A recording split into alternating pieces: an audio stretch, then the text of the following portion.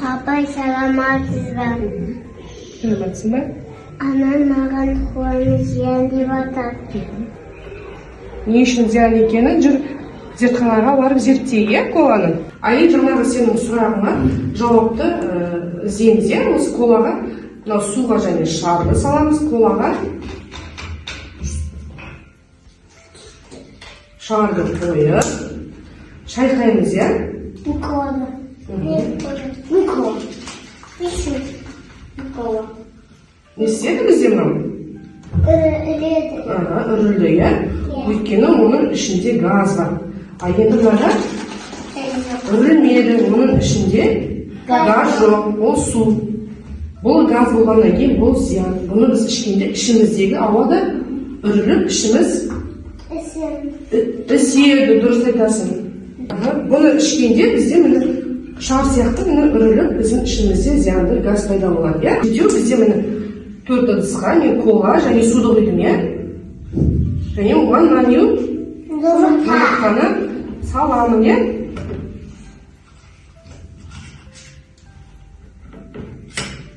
Енді коланың ішіндегі жұмыртқаны аламын. Міне.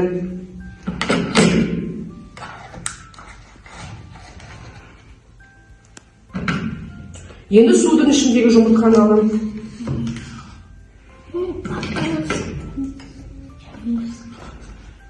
Ал енді түстерін қараңдаршы балалар.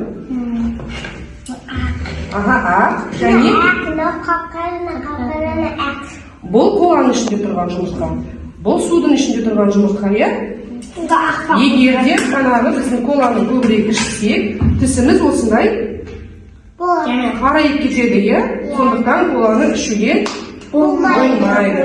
Менің қолымда міне таттанған шегелер тұр, және қарайған тиындар тұр. Осында бір зерттеп көрейік, колаға салып және жаңағы суға салып.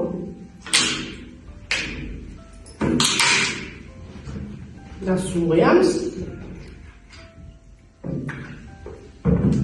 Кола қоямыз. Мына қараңыздаршы, мына біздің қарайған тиынымыз қандай болды міне? Жалтырады, көрдіңдер ме? Енді жаңағы міне шеге, жаңағы мен салған шеге қандай болды сұқылы? Қап-қара. Қазір қандай болды? Енді судағын алып көрейік. Судағы сондай қарайған ба, ағарған ба? Ағармаған. Сол кейінже тұр, тиынды көрейік міне. Ода не істеген?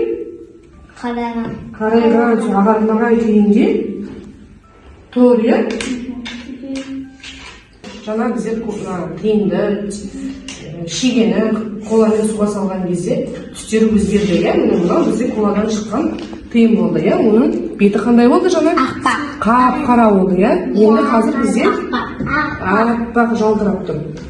Коланың ішінде қышқылды газ бар. Ол біздің ішкен кезімізде біздің ішімізге кері әсерін тигізеді. Оны ешқашан ішуге болмайды.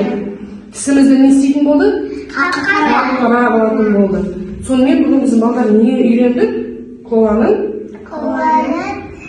зиян ба, пайдалы ма? Зиян. Онда не бар дедік?